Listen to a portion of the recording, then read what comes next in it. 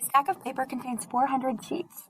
The volume of the stack is 140 and 25 hundredths cubic inches. So I'm going to highlight this because this is the volume.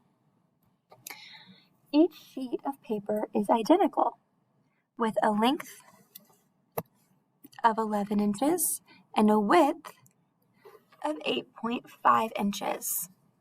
We want to know what the height is. So I'm going to draw this. So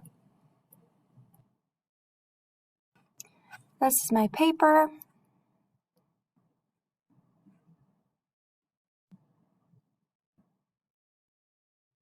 A little rough, but that's okay. You get the gist.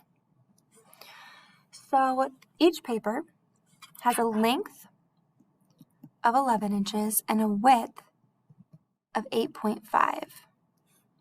So that's the bottom part, because look how this even looks like just a piece of paper sitting down there, right?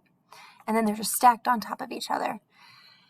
We want to know the height, but we do know when we have our volume equals our area of our base times our height, that our base, or our volume is 140.25 equals the area of the base, which means I want everything on the bottom.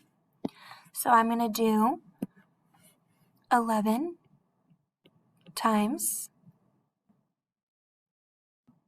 8.5, and this is the area of my base, and then times my height, which I don't know yet.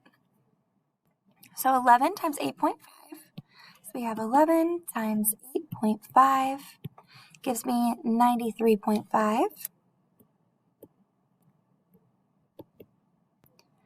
times h equals my volume. Now, to get h by itself, we divide by 93.5 because we were just multiplying it by h, so we do the opposite. And that leaves us with a height. So we have 140.25 divided by 93.5, 1.5. So 1.5 inches equals our height.